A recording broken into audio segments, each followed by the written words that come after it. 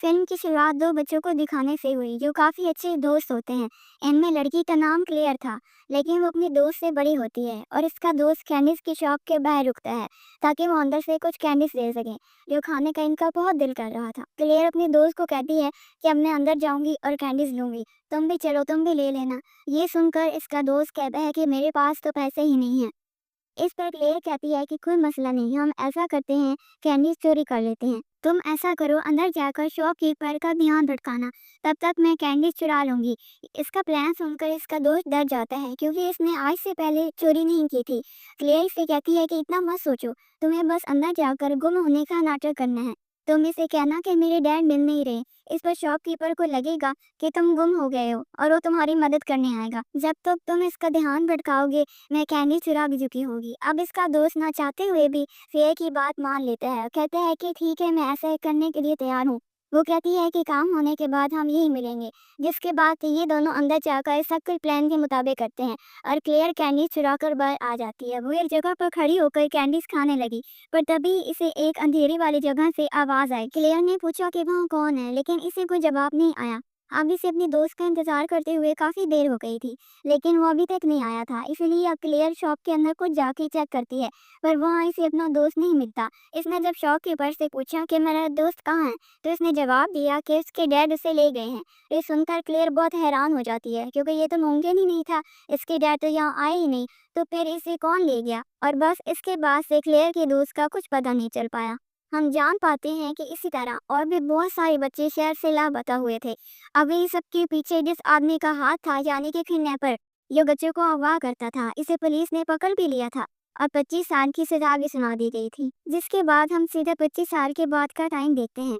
Clear अब बड़ी हो गई थी और इसके पास इसके दोस्त के डैड बैठे हुए थे जिनका नाम बिल था। वो आज भी अपने बेटे को बहुत याद किया करते थे। वो अपने बेटे को ढूंढना चाहते थे क्योंकि इनका मानना था कि मेरा बेटा अभी भी जिंदा है। क्लेयर अब ब्रॉडकास्ट का काम करती थी। इसका रेडियो पर एक छोटा सा चैनल था और आज इसके दोस्त को लापता हुए 25 साल हो गए थे। बिल इससे मदद मांगता है कि तुम अपने ब्रॉडकास्ट चैनल पर मेरे बेटे के बारे में बताओ ताकि तुम्हें सुनने वाले लोग मेरे बेटे को ढूंढने में मदद कर सके। जिस पर क्लेयर कहती है कि आई एम सॉरी अंकल, मगर मैं ऐसा नहीं करूंगी, क्योंकि इसका मानना था कि अब इसका दोस्त कभी नहीं मिलने वाला। बिल कहता है कि मुझे पता है कि मेरा बेटा जिंदा है और मैं उसे ढूंढना चाहता हूँ, मुझे तुम्हारी मदद चाहिए बेटा। इस पर क्लेयर कहती है कि हाँ अंकल, वैसे मैं आपकी मदद करूंगी, आपकी पूरी मदद करूंगी, हम इसे ढूंढने जरूर जाएंगे। फिर बिल क्लेयर को अपने एक दोस्त से मिलवाता है जिसे इस पूरे इलाके के बारे में काफी अच्छे से पता था क्योंकि वो पिछले काफी टाइम से यही रह रहा था। अब हम कुछ लोगों का इंटरव्यू देखते हैं जिसमें टाउन के पुराने लोग डिटेक्टिव शामिल थे। एक सीनियर डिटेक्टिव बताते हैं कि मैंने 25 साल पहले इस केस पर काम किया था। ये काफी संगीन केस बन चुका था क्योंकि एक के बाद एक बच्चा टाउन से गायब हो रहा था। ये बात सबके लिए हैरानकुन और परेशान करने वाली थी क्योंकि ना तो बच्चे जिंदा मिल रहे थे और ना ही उनकी लाशें मिल रही थी। एक दहशत सी फैल गई थी और सब लोग डरे सहमे रहने लग गए। अब बिल और अपने साथियों के साथ मिलकर वो अपने बेटे को ढूंढना शुरू कर देते हैं। इसे ढूंढते हुए वो एक मॉल पर आ जाते हैं। मॉल दरअसल एक ऐसी जगह होती है जो पूरी तरह से सुनसान और खुला मैदान होता है। क्लेयर इनके साथ नहीं आती क्योंकि वो डरी हुई थी अपने बचपन में हुए हादसे से। इसका खौफ डर आज भी इसके दिल में था। अब क्लेयर इसी सीनियर डिटेक्टिव के पास जाती है जिन्होंने 25 साल पहले इस केस पर काम किया था। वो इन्हें बता देती है कि बिल अपने बेटे को ढूंढने के लिए मॉल पे गया है। ये बात सुनकर डिटेक्टिव हैरान और परेशान हो जाते हैं क्योंकि इन्हें समझ नहीं आ रही थी कि बिल आखिर ऐसा क्यों कर रहा है, क्योंकि 25 साल पहले वो मॉल की छानबीन कर चुके हैं लेकिन वहाँ इन्हें एक भी बच्चा नहीं मिला। बच्चा तो क्या, वहाँ तो बच्चे के किसी चीज़ का नाम निशान तक नहीं था। अब क्लेयर बिल के घर आ जाती है जहाँ वो खिड़की से देखती है कि बिल के साथ एक आदमी था। ये आदमी एक साइकी था, यानी जिनके पास ऐसी खूबियाँ और पावर्स होती हैं कि इन्हें चीज़ों के बारे में पता चल जाया करता है। ये पावर्स पैरानॉर्मल चीज़ें भी महसूस कर सकती थी जैसे भूत प्रेत आत्मा वगैरह। और इन्हीं पावर्स के इस्तेमाल करते हुए वो साइकी ने बताता है कि बिल का बेटा कहाँ मिल सकता है। क्लेयर सोचती है कि बिल अपने बेटे को ढूंढने के लिए साइकी की मदद ले रहा है, इसका मतलब है कि कुछ तो बात है। और साइकी ने जो जगह बताता है वो मॉल पर ही थी। जिसके बाद वो लोग बिल के बेटे को ढूंढने के लिए मॉल पर आ जाते हैं। इनके साथ क्लेयर भी थी। इसे डर तो लग रहा था लेकिन वो अपने दोस्त को ढूंढना चाहती थी। काफी देर से जब वो उसे ढूंढ रहे थे तो इन्हें बिल के बेटे यानी क्लेयर के दोस्त का जूता मिलता है, जो उठाकर वो अपने पास रख लेते हैं। क्लेयर को वहाँ बहुत अजीब महसूस हो रहा था। इस वजह से वो घबराने लगती है। इसे लग रहा था जैसे कोई बहुत बड़ी और बुराई वाली ताकत है और वो यहाँ से कभी नहीं निकल पाएगी। इसने वहाँ से भागने की कोशिश की और भागते हुए वो रोड पर आ जाती है, जहाँ पर आकर वो सुकून का सांस लेती है। अगले दिन बिल अपने बेटे का जूता पुलिस के पास लेकर जाता है और इसे कहता है कि मैं चाहता हूँ आप इस केस को दोबारा खोलें ताकि मैं अपने बेटे को ढूंढ सकूं। लेकिन इसे ढूंढने के लिए ये सबूत काफ़ी नहीं था, इसलिए वो लोग बिल की मदद करने से इनकार कर देते हैं। केस में हम सीनियर डिटेक्टिव को देखते हैं, जो कह रहे थे कि हम इस किडनैपर का चेहरा कभी भी लोगों के सामने नहीं लाए और ना ही इसने कभी बताया इसने किडनैप किए हुए बच्चों के साथ क्या किया, जिससे हमें लगता है कि ज़रूर बहुत बड़ी गड़बड़ है और अगर किसी को सच पता भी है तो वो छुपा रहा है। अब क्लेयर और बिल साइकी के घर आ जाते हैं। यहाँ बिल क्लेयर को इसके बारे में सब कुछ बताता है कि हाँ ये साइकी तो है लेकिन इसके पास इतनी पावर्स नहीं है कि वो मेरे बेटे को ढूंढ सके। लेकिन हाँ, इस साइकी की एक बेटी है जिसके पास अपने डैड की वजह से बहुत ज़्यादा पावर्स है और इसका दावा है कि वो मेरे बेटे को ढूंढ सकती है, पर साइकी इसकी मदद करने के लिए मना कर देता है। ये कहकर कि मैं अपने बेटे को किसी भी किस्म के खतरे में नहीं डाल सकता, क्योंकि वो अपनी बेटी से बहुत प्यार करता था। दरअसल इसकी वाइफ के गुजर जाने के बाद इसकी बेटी एलेनोर ही इसके लिए सब कुछ थी। किसी भी कीमत पर वो इसे खोना नहीं चाहता था और वो इसे इस केस से दूर रखना चाहता था ताकि इसकी जान ना चली जाए। लेकिन बिल, जिसे किसी भी तरह अपने बेटे को ढूंढना था, वो पहले ही एलेनोर को बुला चुका था। जब एलेनोर आती है तो इसके डैड साइकी इस पर गुस्सा हो जाते हैं। तब एलेनोर इनको बताती है कि डैड आप इतना मत सोचिए और परेशान ना हो, मैं अपनी मर्जी से आई हूँ और मुझे लगता है कि हमें बिल की मदद करनी चाहिए। ये दोनों बाप बेटे के बीच कुछ और बातें हुई जिससे अब एलेनोर के डैड भी इनका साथ देने के लिए मान जाते हैं। ये लोग इस जगह मॉल का नक्शा टेबल पर बिछाकर इसके चारों तरफ बैठ जाते हैं। एलेनोर नक्शे पर एक जगह को देखती है, उसने अपनी पूरी ताकत लगाती है और फिर भी बार बार इसी लोकेशन पर इशारा कर रही थी। बिल फौरन नक्शे पर इस जगह निशान लगा लेता है। एलेनोर ने अपनी काफ़ी पावर यूज़ कर ली थी जिसकी वजह से इसे अजीब महसूस हो रहा था, जैसे बेचैनी वगैरह, और शायद यही वजह थी कि इसके डैड एलेनोर को इस केस से दूर रहने का कह रहे थे। अब अगले दिन इन सब लोगों को मॉल पर जाना था। एलेनोर भी इनके साथ जाना चाहती थी, पर इसके डैड इसे मना कर देते हैं कि बेटा वो जगह ठीक नहीं है, वहाँ खतरा हो सकता है, तुम्हें वहाँ नहीं जाना चाहिए। पर वो अपने डैड की एक नहीं सुनती और जाने की जिद करती है, जिसके बाद अगले दिन ये सब लोग मॉल पर पहुंच जाते हैं और आगे बढ़ते हैं। साथ साथ वो पूरी जगह की वीडियो भी बना रही थी। थोड़ा आगे जाने पर एलेनोर को वहाँ किसी बच्चे की मौजूदगी का एहसास होता है, जो दरअसल एक बच्चे की आत्मा थी। एलेनोर इससे पूछती है कि तुम कौन हो? तब बच्चे की आत्मा कहती है कि नहीं जानती और मैं तो अपने मॉम डैड को भी भूल चुकी हूँ। इससे पूछती है कि अच्छा ये बताओ तुम्हें मारकर कहाँ दफन किया गया है? बच्चे की आत्मा एलेनोर को अपने कंट्रोल में करने की पूरी कोशिश करती है और वो इसे अपनी पावर से एक गड्ढे में गिरा देती है और वहाँ सब लोग आकर से संभालने लगते हैं।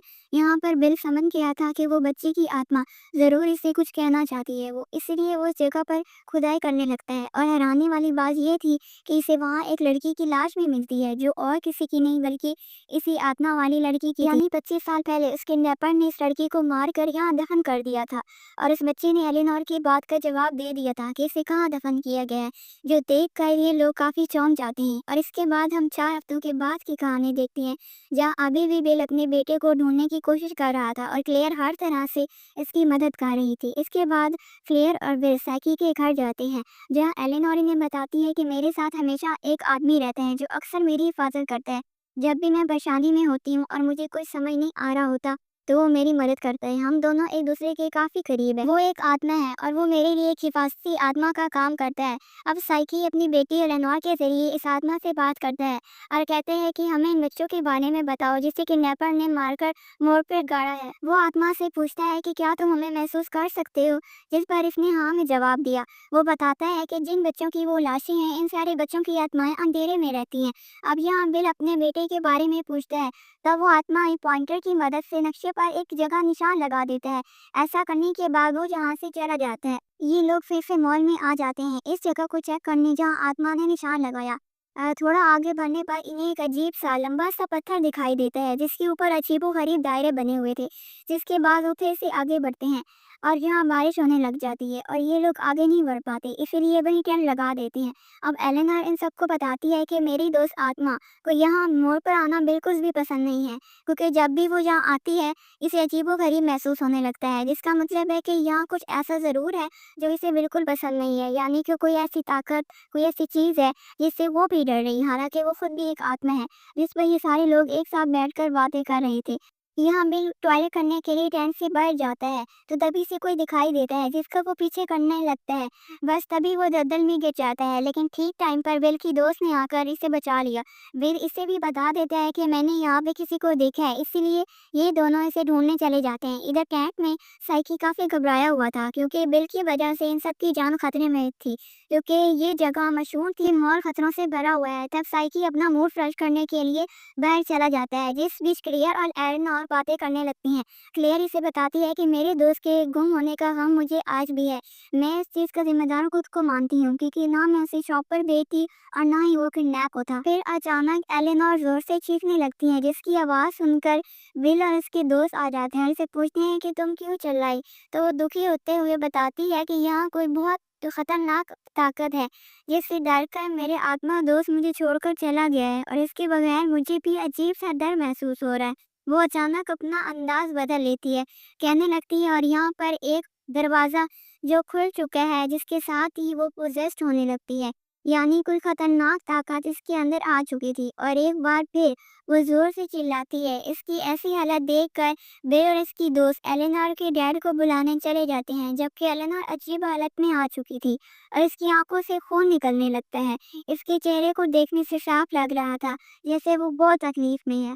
और फिर अचानक वो नीचे गिर जाती है। वो लोग साइको को ढूंढ लेते हैं और तभी इन्हें अजीबोगरीब भेड़ें चारों तरफ से घेर लेती हैं। डरावनी बात ये थी कि इन भेड़ों की आंखें नहीं थी। ये लोग भेड़ों से बचने के लिए वापस कैंप में आ जाते हैं, जहाँ पर साइकी अपनी बेटी एलेनोर को बहुत ही बुरी हालत में देखते हैं। इसके डैड इसे हॉस्पिटल लेकर चले जाते हैं, लेकिन एलेनोर की हालत देखकर साफ लग रहा था कि वो बच नहीं पाएगी। बाकी सब लोग भी अपने अपने घर आ जाते हैं। अब क्लेयर के पास इसी सीनियर डिटेक्टिव की कॉल आती है, जो कहते हैं कि तुम लोगों को मॉल पर नहीं जाना चाहिए था, क्योंकि वहाँ बहुत ज़्यादा खतरे हैं, तुम्हारी सोई से भी ज़्यादा। ये सुनकर क्लेयर टेंशन में आ जाती है और वो यह बात बिल को भी बता देती है और फिर वो इसे मॉल पर जाने से मना करती है, लेकिन बिल इसकी एक भी नहीं सुनता और अगले दिन ही ये दोबारा मॉल पर जाने के लिए निकल जाते हैं, क्योंकि वो हर सूरत में अपने बेटे को ढूंढना चाहता था। अब इस बार बिल की दोस्त इनके साथ नहीं जाती, क्योंकि वो मजीद किसी भी मुसीबत में नहीं फंसना चाहती थी, और अब की बार सिर्फ क्लेयर और बिल ही जाते हैं। ये लोग वहाँ पहुँचते हैं तो एक जगह पर आकर बिल क्लेयर पे बंदूक तान देता है। इसे देखकर क्लेयर को काफ़ी अजीब लगा। इसे समझ नहीं आ रही थी कि आखिर बिल ऐसा क्यों कर रहा है। वो इसे कहता है कि तुम्हें यहाँ मरना होगा ताकि मेरा बेटा मुझे वापस मिल सके। क्लेयर इसे पूछती है कि आपको किसने कहा कि मुझे मारने से आपका बेटा आपको वापस मिल जाएगा? ऐसा नहीं है। तो बिल इसे बताता है कि गार्ड, अब मुझे एक आवाज़ सुनाई थी जो कह रही थी कि अगर मैं तुम्हारी सेक्रीफाइस दे दूँ, तुम्हारी कुर्बानी दे दूँ, तो तुम्हें तुम्हारा बेटा वापस मिल जाएगा।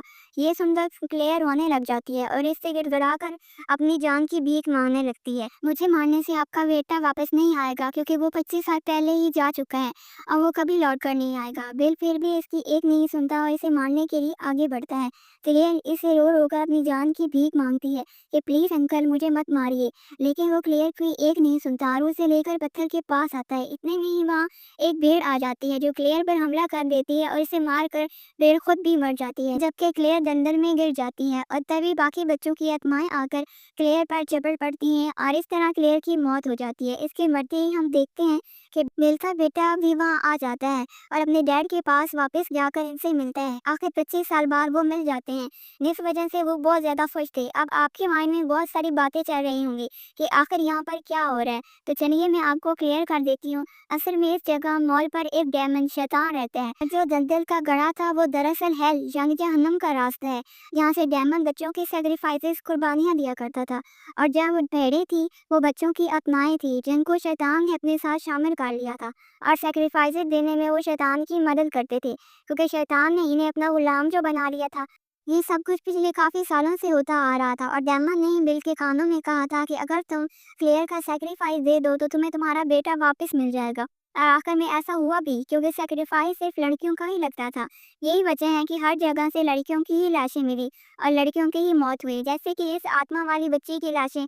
और क्लेयर का दोस्त तो गलती से किडनैप हुआ था। असल में सैक्रिफाइस तो क्लेयर का ही होना था, इसलिए डेमन ने क्लेयर के दोस्त को नहीं मारा। और जब बिल ने क्लेयर को सैक्रिफाइस दे दिया तो वादे के मुताबिक डेमन ने इसे उसका बेटा वापस भी लौटा दिया और वो क्लेयर को अपने साथ ले गया। अब बात करें उस किडनैपर की कि वो क्यों बच्चियों को किडनैप करके डेमन को सैक्रिफाइस के लिए दिया करता था, तो इसका जवाब ये है कि वो शैतान को अपना सब कुछ मानता था और इसे फॉलो करने की वजह से ही वो शैतान के लिए ये सब कुछ किया करता था। अब ये सिलसिला एक बार फिर से शुरू होने वाला था, क्योंकि 25 साल के बाद वो किडनैपर आज़ाद हो जाएगा और फिर से वो डेमन को अपना गॉड मानता है। इसीलिए वो बच्चियों की कुर्बानी फिर से ला कर देगा, जिससे न जाने कितनी लड़कियां बेचारी इस कुर्बानी का शिकार होंगी।